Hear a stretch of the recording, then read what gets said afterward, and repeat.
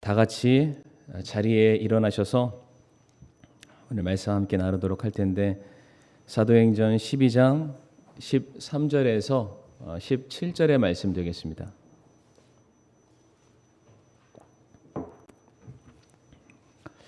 한 절씩 교독하겠습니다. 베드로가 바깥문의 문을 두드리매 로다라 하는 여자아이가 들으려고 나왔다가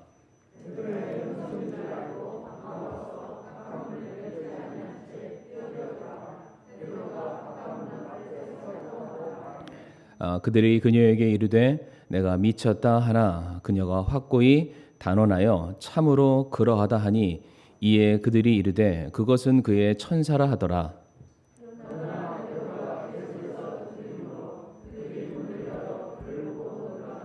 같이 읽겠습니다.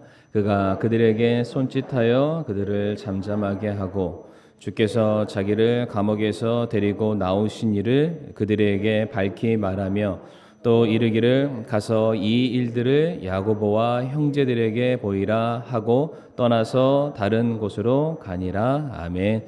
말씀 위에 함께 기도하겠습니다. 고맙고 사랑 많으신 아버지 하나님, 참 저희들 지난날의 삶을 돌이켜보건대 모든 것이 하나님의 은혜임을 이 시간 고백합니다. 구원받은 것도 하나님의 은혜요, 하루하루를 살아갈 수 있는 모든 필요를 공급받음도 하나님의 은혜요, 하나님의 자녀된 권세를 가지고 이렇게 예배의 자리에 나올 수 있는 이 귀한 특권도 모든 것이 하나님의 은혜입니다. 우리가 이 시간 그 은혜를 잊지 않게 해주시고 우리에게 들려주시는 말씀 앞에 믿음의 확신 가지고 하나님의 자녀로서 합당한 삶을 살아가게 아버지 인도하여 주시옵소서. 저희들에게 들을 귀를 허락하여 주옵시고 순종의 마음을 허락하여 주시옵소서. 예수님의 이름으로 기도를 드리옵니다. 아멘. 오늘은 사도행전 12장 13절부터 17절까지의 말씀 통하여 확고히 단언하여 라는 제목으로 함께 말씀을 나누길 원합니다. 이제 저희들이 이제 강해 설교를 하니까 계속해서 그 내용들이 이어지고 있습니다. 우리 성도님들 제가 굳이 배경을 다 설명드리지 않는다 할지라도 대략적인 배경에 대한 지식이 이미 이제 머릿속에 완전하게 자리를 잡고 계시리라 믿습니다. 그렇죠? 아멘이시죠? 예. 자, 그러면 말씀해 주세요. 자, 예, 지난 시간 말씀이 뭐였는지 한번 얘기해 주시면 감사하겠습니다. 베드로가 복음을 전하는 일로 말미암아 감옥에 갇혔는데 벌써 그 감옥에 갇힌 게 세 번째였다라고 말씀을 드렸습니다.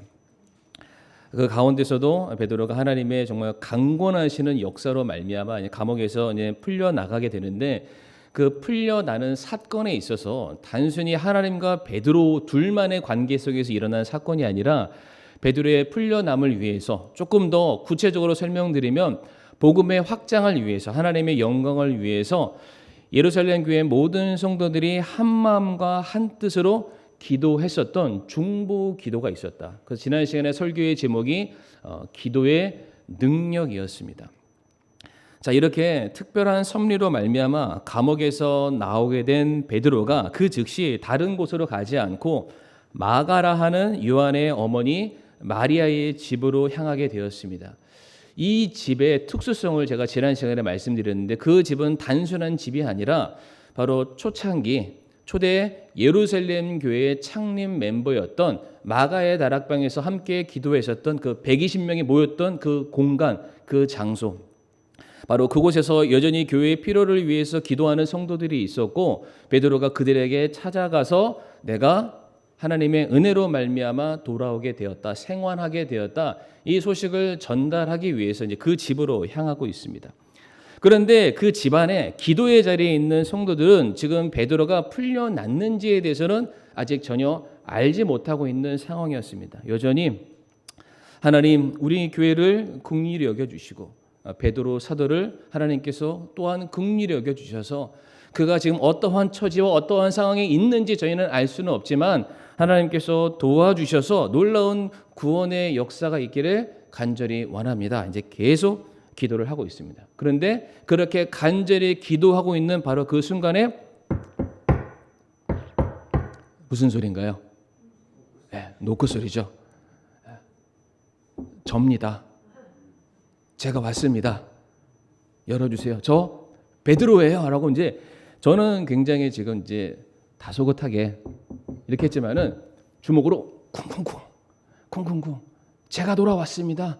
하나님의 구원에 인도하시는 그 손길로 말미암아 제가 돌아왔습니다. 아마 이렇게 격양되게 아마 문을 두드렸으리라고 생각이 드는데 13절과 14절 말씀 보게 되면 성도님들 눈으로 잘 본문을 따라와 주시길 바랍니다. 문에서 소리가 나니까 당시 로다라 하는 한 여자아이, 다른 성경 번역에서는 계집 여종, 그렇게 몸종이라고 표현을 하고 있는데 그 여자아이가 와서 베드로의 음성을 듣습니다. 아직 문을 연 거는 아니에요. 근데 문 저편에서 익숙하게 그동안 들어왔었던 베드로의 음성이 들리는 겁니다. 나다. 문을 열어다오. 내가 이 안에 들어가 하나님께서 우리에게 행하신 일을 내가 전하길 원한다. 나다. 문을 열어다오. 문을 열었어야 돼요. 그런데 너무 기쁜 거예요. 왜? 이 안에서는 누구를 위해서 기도하고 있나요? 베드로가 풀려나기를 기도하고 있었는데 신기하게도 베드로가 문 앞에 서 있는 것을 이 여자아이, 계집아이, 몸종이 알게 된 거예요. 문을 열기도 전에 빨리 이 소식을 이 안에 있는 사람들한테 전달하고자 그냥 주저하지도 않습니다. 잠깐만요 하고 안으로 딱 들어가서 거기서 기도하고 있는 모든 성도들, 아마도 120명 되겠죠. 그 사람들을 향해서 성도님들 지금 베드로가 돌아왔어요. 베드로가 돌아왔어요. 우리가 기도하고 있는 우리의 기도의 제목이 응답을 받게 되었어요 라고 딱 말을 하게 되자 어떠한 반응이 그 아이에게 돌아왔나요? 저는 굉장히 장황하게 설명드렸죠. 15절 말씀에 뭐라고 되어 있나요? 그들이 그녀에게 이르되 네가 미쳤다 하나. 그녀가 확고히 단언하여 참으로 그러하다고 하니 이에 그들이 이르되 그것은 그의 천사라 하더라. 여자아이가 베드로가 돌아왔습니다. 베드로가 돌아왔습니다. 아 그래? 정말로 우리가 기도했을 때 하나님께서 우리의 기도를 들으시고 우리의 기도에 응답하셔서 하나님께서 역사하셨다니 하나님 영광과 찬양과 존귀를 받으시옵소서. 아멘 하면서 수많은 사람들이 우르르 달려가서 베드로 사도요 우리가 당신을 그토록 기다렸습니다 라고 하는 게 맞잖아요. 그렇죠? 그런데 뭐라고 하냐면은 미쳤다. 그 여자한테 미쳤다. 이게 성경이니까 굉장히 젠틀하게 써져 있는 거예요. 나긋하게. 아마 입에서 막 험한 소리가 나갔을지도 모릅니다. 제가 정신이 나갔다, 미쳤다, 지금 말도 안 되는 소리를 하고 있다. 이 미쳤다는 이 단어를 한번 제가 연구해 보니까 정신줄을 놓았다, 상식 밖에 벗어나는 그러한 말들을 했다, 뭐 이런 지금 얘기를 하고 있는 거죠. 그러니까 지금 성도들은 이 소녀 아이를 향해서 뭘 얘기하냐면은 전혀 일어날 수 없는 일들이 지금 벌어지고 있다. 네가 말하는 것을 우리가 절대로 믿을 수 있을 만한 것이 아니야. 오늘 이제 본문에서는 성도님들 왜 예루살렘 교회 성도들이 그렇게 기도했음에도 불구하고 왜 믿지 못했나, 이것은 제가 설명하지 않겠습니다. 오늘은 이 로다라는 어린 아이에게만 우리가 주목해서 우리가 설교를 하기 원하는데, 생각해 보세요. 성도님들 그 방 안에 수많은 성도들이 앉아 있었겠죠. 그리고 그 성도들에게 달려간 아이는 성도에게 아이라고 되어 있습니다. 몸종이라고 되어 있죠.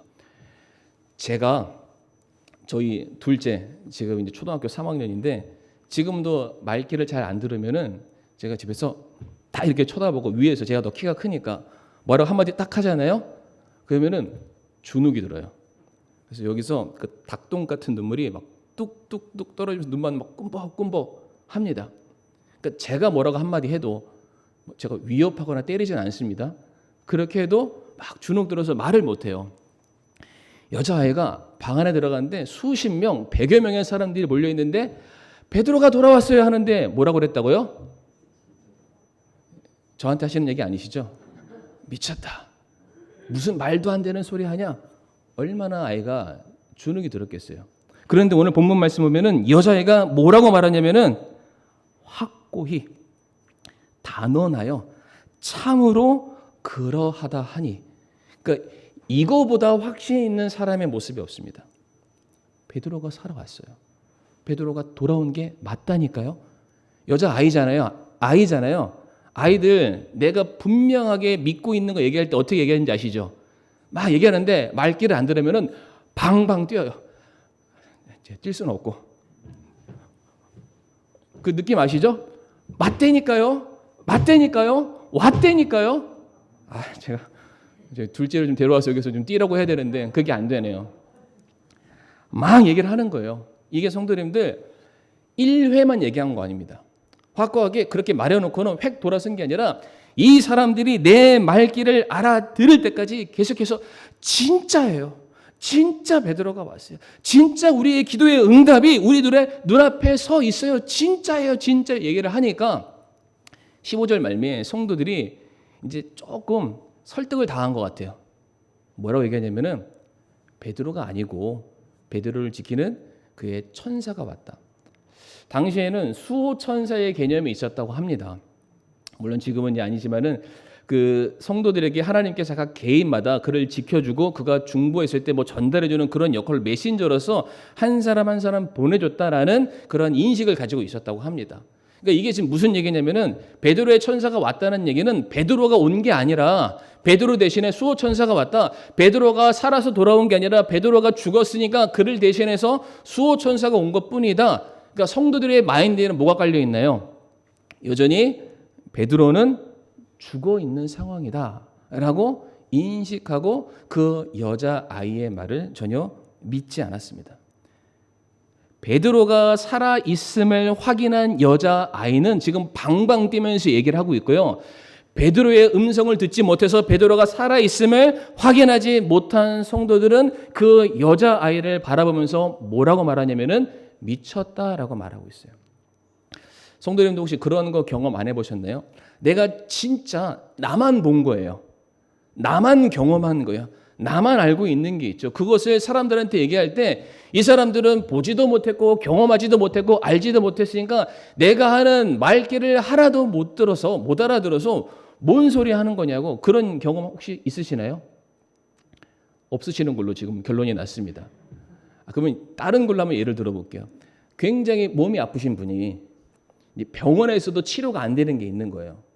그랬는데 마침 어떤 버섯을 먹었더니, 어떤 대체 식품을 먹었더니, 어떤 알약을 먹었더니, 병원에 주는 그런 거 말고요. 건강보조식품 이런 거 있을 거 아니에요. 그런 걸 먹었더니 몸이 확 나아진 거예요. 이게 설명할 길이 없죠. 그런데 나는 그거를 먹었더니 몸이 완쾌가 된 거. 내가 가지고 있는 질병이 사라진 거고 아픈 게 사라진 거죠. 그러면은 그 사람은 만나는 사람마다 뭘 얘기할까요? 이 버섯 먹으라고. 이 약을 꼭 먹어야 된다고. 이 운동은 꼭 해야 된다고. 뭐를 해야지 당신이 나와 같은 어려움에 처했을 때 내가 경험했던 것을 너도 느낄 수 있다. 막 얘기하지 않겠습니까? 그런데 이것을 경험하지 못한 사람들은, 알지 못한 사람들은 그렇게 침 튀기면서 말하는 사람의 모습이 뭐처럼 보일까요? 네, 미친 사람처럼 보입니다. 제정신이 아니구나. 무슨 소리를 하냐. 그런데 오늘 본문에서 성도들이 로다라는 여자아이를 향해서 미쳤다라고 했던 이 미쳤다라는 단어가 사도행전에서 한 번 더 쓰이게 되는데 사도행전 26장입니다. 화면에 나오게 될 텐데 사도행전 26장 말씀 보게 되면은 이제 사도 바울이 신문을 당하는 재판을 받는 장면이에요. 성도님들, 사도 바울이 왜 재판에 갔을까요? 복음 전하다가 재판에 간 겁니다. 그러니까 사도 바울은 만나는 모든 사람들에게 로마로 향하는 모든 여정 속에서 그가 어디를 가든지 주는 그리스도시요 살아계신 하나님의 아들이시다.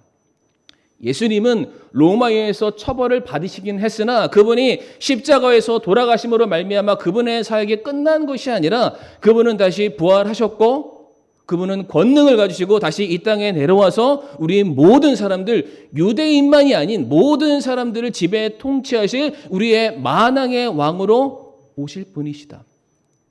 이거를 계속해서 선포하니까 이 말을 듣고 있는 로마 수하에 있는 모든 사람들이 이 바울을 죽여야 되잖아요. 그가 하는 일들을 막아야 되니까 그로 말미암아 재판을 받으러 온 거예요.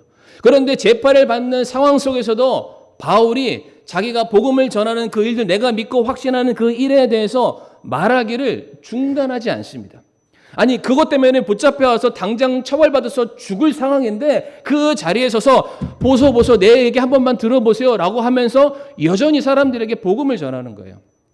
그랬을 때 베스도가 사도행전 26장 24절에 뭐라고 말을 합니까?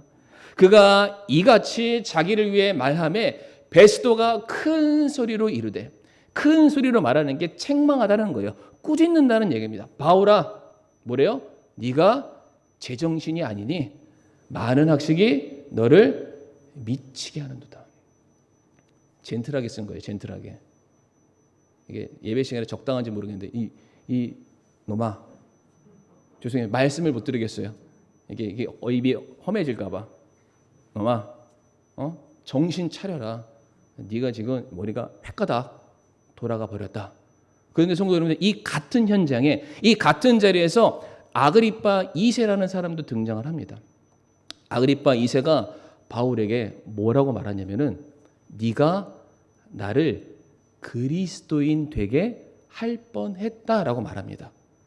성도님들, 오늘날에서야 그리스도인들이 교회를 다니는, 주님을 사랑하는, 세상에서 사랑을 실천하는 자들의 대명사로 쓰입니다.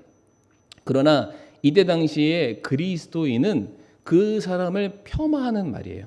그 사람을 무시하는 말입니다. 저 예수쟁이, 십자가에 죽은 저주받은 자, 죄인이라고 치부받은 저 죄인을 따르는 미친 사람, 사회의 부적응자, 루저, 패배자, 아무것도 아닌 자들, 그렇게 말하는 것이 그리스도인이에요. 그러니까 여전히 바울이 베스도와 아그리빠 앞에서도 자신의 믿음 바에 대한 확신을 굽히지 아니하고 예수 그리스도에 대해서 계속해서 증거를 했을 때 그를 바라보는 수많은 사람들이 하는 말이 뭐냐면 너 미쳤다, 너 예수쟁이지, 예수에 환장했지, 지금 그런 말을 하고 있는 거예요. 그런데 바울은 어떻게 했다? 그럼에도 불구하고 내가 믿는 바에 대한 확신을 담대하게 사람들에게 선포했다는 거예요. 성도님들, 베스도와 바울, 아그리빠와 바울, 어떤 차이가 있나요? 바울은 분명히 부활하신 주님을 경험했습니다. 주님을 만난 사건이 그의 삶에 있었어요. 주님으로부터 들은 메시지와 가르침이 있었습니다. 베스도랑 아그리빠는 부활하신 주님을 못 만났어요. 만난 적이 없죠. 관심도 없는 거죠. 만난 사람과 만나지 못한 사람, 진리를 아는 사람과 진리를 알지 못하는 사람.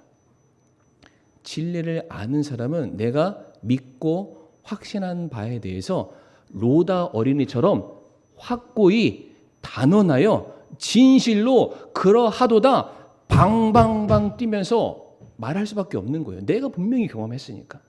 근데 알지 못하는 사람들은 어떻게 본다고요? 제가 미쳤구나. 사도행전 4장 가게 되면은 베드로가 처음으로 붙잡혔을 때, 처음으로 복음을 전하다가 붙잡혔을 때의 신문을 받습니다. 그때 제사장이랑 성전의 대장이랑 사두개인들이 즉각적으로 베드로를 생포해서 위협하고 협박했습니다. 다시는 예수의 이름으로 복음을 전하지 마.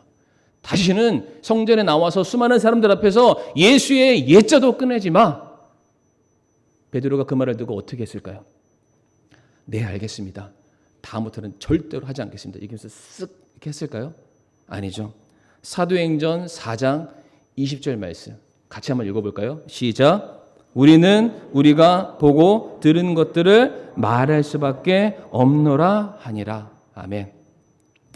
우리는, 나는 내가 보고 듣고 믿고 확신하는 것을 말할 수밖에 없습니다. 성도님들, 원래 베드로는 참 예수님의 말을 지독하게도 안 듣는 사람이었습니다. 예수님께서 처음 베드로와 제자들에게 내가 이제 십자가 못 박혀 죽음으로 말미암아 이 땅에 복음의 사역을 완성할 것이다 라고 했을 때에 예수님께 간하여 예수님을 꾸짖어서 절대로 그리하실 수 없습니다. 아니 내가 바라던 꿈과 희망인데 그것을 이뤄주셔야지. 예수님 절대로 그래서는 안 돼요. 예수님 십자가에 올라갈 생각 추워도 하지 마세요 라고 말했던 사람이 베드로였고요. 실제로 예수님께서 고문받으시고 심판받으시고 당장 내일 십자가에 올라가시기 바로 그 전날 밤 네가 예수를 따르는 제자였느냐라고 물어봤을 때 나는 저 양반을 모릅니다. 나 저 사람 몰라요 라고 예수님을 부정하고 부인하고 어떻게 해서든 빠져나갈 구멍을 찾는 사람이 성도님들 베드로였어요. 근데 베드로가 예수님께서 죽으시고 부활하신 그 이후에 디베랴 바다라는 곳에서 다시 부활의 주님을 만나죠. 거기서 베드로의 모든 사명들이 다시 회복됩니다. 예수님께서 베드로에게 세 가지 질문을 하시잖아요. 똑같은 질문인데 세 번 질문하시죠. 네가 나를 사랑하느냐? 네가 나를 사랑하느냐? 네가 나를 사랑하느냐?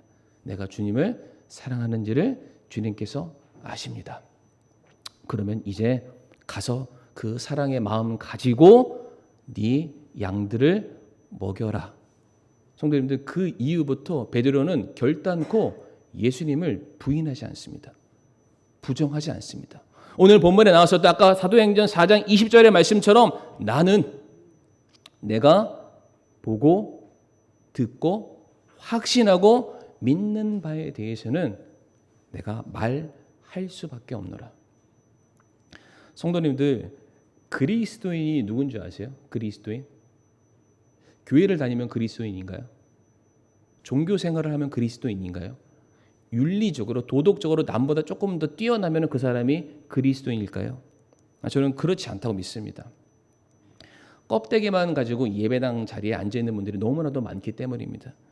그런데 성경에 나와 있는 그리스도인들의 특징을 보건대 이 사람들은 세상 모든 사람들이 너 미쳤다라고 조롱한다 할지라도 세상 물정 모르는 바보 천치라고 말할지 몰라도 하나님께서 나를 이처럼 사랑하사 죄 가운데 나를 건지셨고 독생자 예수 그리스도를 이 땅에 보내셔서 나의 죄를 대신해서 십자가에 못 박아 죽으심으로 말미암아 대속의 은혜로 나를 정결케 해주셨고 다시 부활의 권능으로 인해 내게 영원한 생명과 더불어서 하나님의 자녀가 되는 권세를 내게 주심을 내가 확신하노니 나는 예수님을 나의 구주라고 주저함없이 선포할 수밖에 없다. 이렇게 내가 믿는 바에 대해서 말할 줄 아는 사람, 내 주인을 주인으로 인정할 줄 아는 사람, 성도님들 그 사람이 진짜 그리스도인입니다. 그리스도인이라는 자체가 그리스도께 속했다는 뜻인 거예요. 그리스도를 대변하라는 자라는 그런 뜻입니다. 교회를 다니기 때문에 그리스도인이 아니라 그의 삶에 예수 그리스도로 말미암아 살고 죽는 모든 것들, 예수 그리스도만을 증거하는 그 모든 말들의 입술에 증거가 있는 사람, 그 사람이 참된 그리스도인입니다. 그런데 성경에 나와 있는 그리스도인들은 정말로 예수 그리스도를 내 구주로 영접한 분명한 그의 삶의 터닝 포인트, 분명한 사건, 분명한 경험이 그들에게 다 있기 때문에 그들이 보고 들은 것에 대해서 반드시 말할 수밖에 없다. 성도님들, 예수님이 성도님들 마음 가운데 계시나요?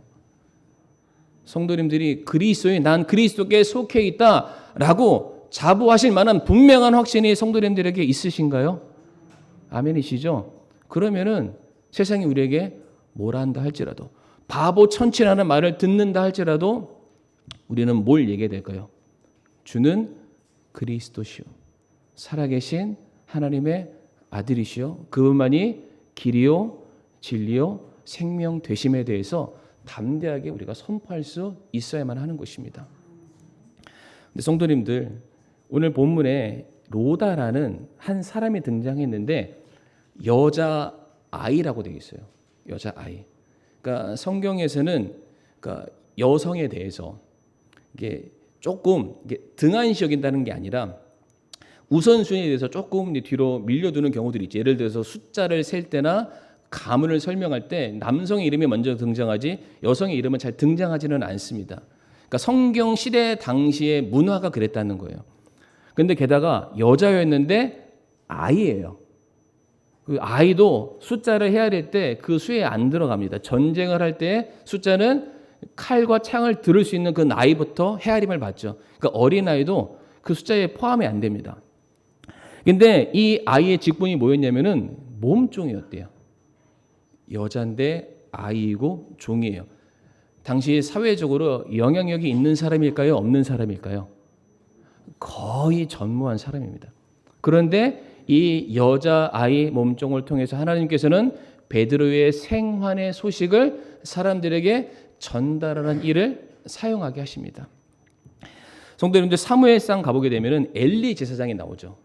엘리 제사장은 당시 사람들에게 말씀을 전하고 사람들의 옳고 그름과 죄의 문제를 해결하는 그 귀중한 역할을 감당하고 있는 사람이었는데, 엘리 제사장이 당시에 영적으로 타락하게 되었을 때 하나님께서 엘리에게 말씀하지 않고 그 옆에 있었던 몸종으로 일했었던 어린 사무엘에게 말씀을 주시게 됩니다. 그리고 사무엘이 말한 모든 것들은 그대로 다 이루어졌다라는 말씀도 성경에 기록되어 있습니다. 성도님, 그것도 아시나요? 나아만이라는 장군이 있었는데 그 장군이 문둥병에 걸리게 되죠. 어떻게든 치료 방법을 찾고자 고심하고 있을 때에 그 나아만 장군의 몸종이었던 당시 이스라엘 어린 아이가 찾아가서 얘기하죠. 나의 주인이시여, 이스라엘에 가면은 엘리사라는 대언자가 있는데 그를 만나면 당신의 아픈 것이 해결을 받을 수 있습니다. 이때에도 어린아이가 등장해요. 사도행전 23장 말씀 보게 되면 베드로가 3차 복음을 전달하고 다시 고향으로 돌아옵니다. 그런데 베드로가 가는 곳곳마다 로마에 대해서 반대하고 유대인들을 마치 거꾸로 핍박하는 듯한 모습을 보이니까 이 바울을 죽이기 위해서 40명의 특별 결사대가 조성이 됩니다. 우리가 바울이 죽지 않으면 먹지도 않고 마시지도 않고 잠도 안 자고 그가 죽든지 우리가 죽든지 양당 간에 한번 합의를 보자, 그런 사람들이 있었어요. 그 사람들이 바울이 돌아오기를 기다렸다가 성벽 뒤편에서 조용히 숨어 있다가 오면은 급습하려고 그런 사람들이 있었는데, 마침 바울의 조카가 그 40명의 사람들이 숨어서 바울을 죽이려고 하는 그 광경을 그 아이가 보게 돼요. 그리고 그 자리에서 이 아이가 자기 힘으로는 안 되잖아요. 천부장을 찾아갑니다. 여차여차 설명해서 바울의 목숨을 건져주게 됩니다. 성도님들, 왜 성경에 이렇게 어린아이가 계속해서 등장할까요? 어린아이가 생명을 살리는 일에 왜 이렇게 귀하게 쓰임받게 되었을까요? 근데 성도님들, 잘 한번 생각해 보세요. 만약에 바울을 살렸던 그 조카가 그 40명의 무장되어 있는 그 사람을 보면서 너무 무서워서 벌벌 떨어서 바지에 오줌 싸고 나도 모르겠다 도망갔으면 어떻게 됐을까요? 바울의 생명 그 자리에서 끝나는 거예요. 그런데 거기에서 주저하지 않고 내가 지금 천부장에게 나아가지 않으면 내 삼촌이 죽을 수밖에 없다. 어린아이의 신분이 담대하게 천부장을 만나러 갑니다. 어떻게든 상관하지 않겠다고. 나아만 장군의 그 몸종도 생각해 보세요.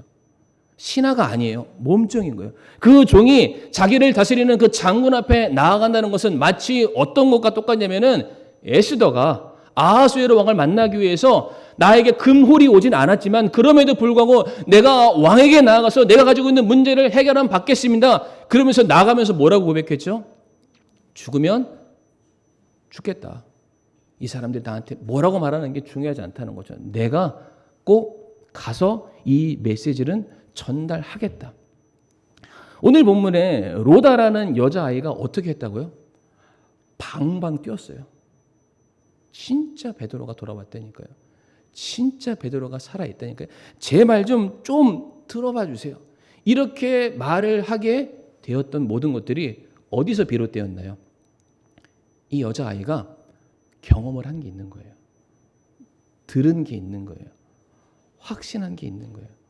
마치 복음을 알지 못해서 여전히 소망 없이 살아가는 사람들을 향해서 복음에 대한 분명한 확신이 있는 한 성도가 그 사람들을 만날 때 어떻게 표현한다고요? 방방 뛰면서 얘기하는 거예요. 제발 내 얘기 좀 들어보세요. 내가 경험한, 내가 믿고 확신한 분명한 사실을 당신들에게 알려주기를 원합니다.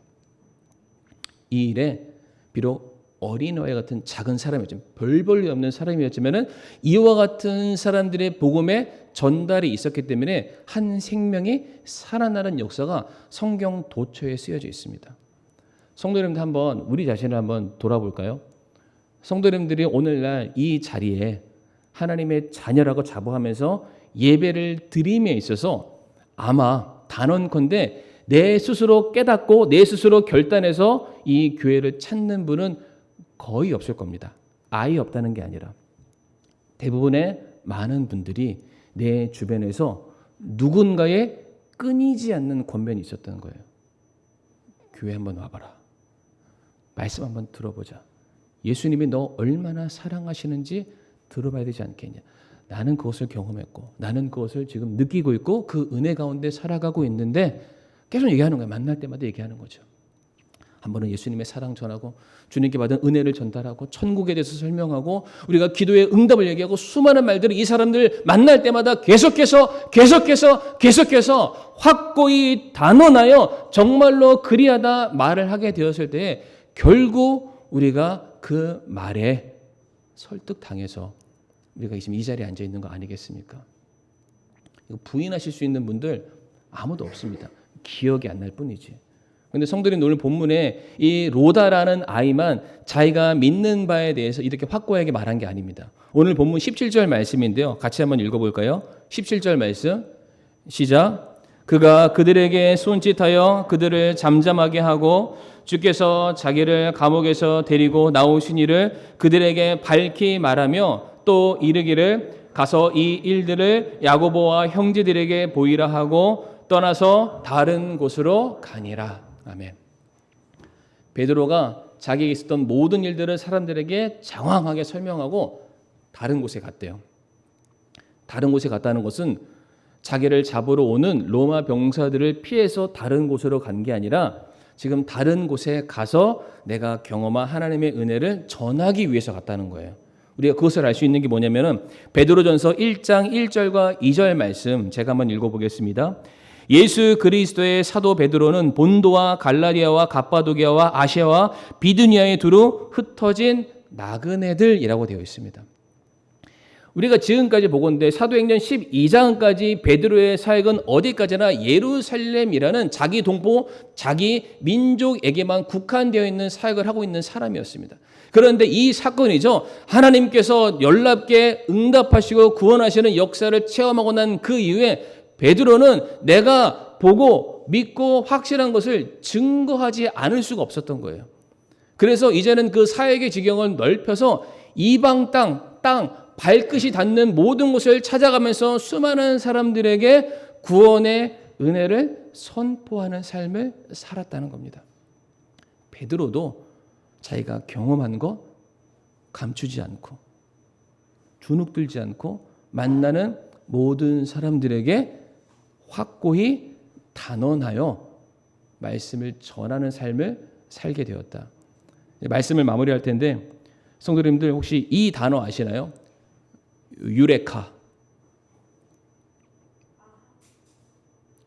유레카. 모르셔도 저 보면서 아는 척 해주세요.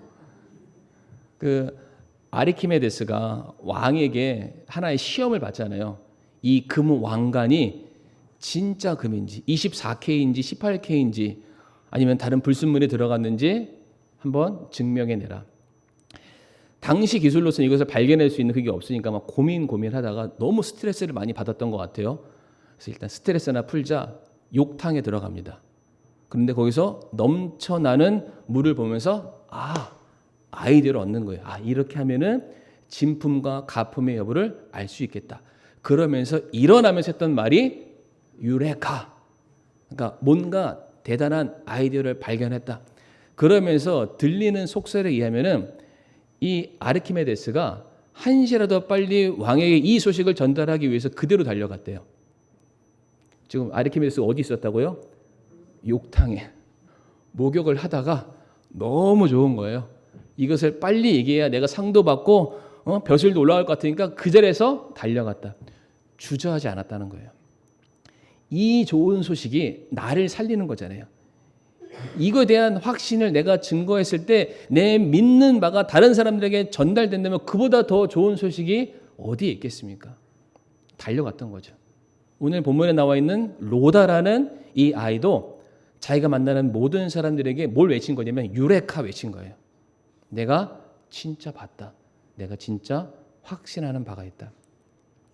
사랑하는 성도님들, 주님을 사랑하심이 분명하다면, 우리가 구원받은 분명한 사실이 우리 안에 자리 잡고 있다면, 그리고 우리가 예수님을 나의 구주요 왕이시라고 우리가 인정해 드린다면은 우리는 만나는 모든 사람들에게 확고히 단언하여 우리가 믿는 바에 대해서 증거할 수 있기를 간절히 바라겠습니다.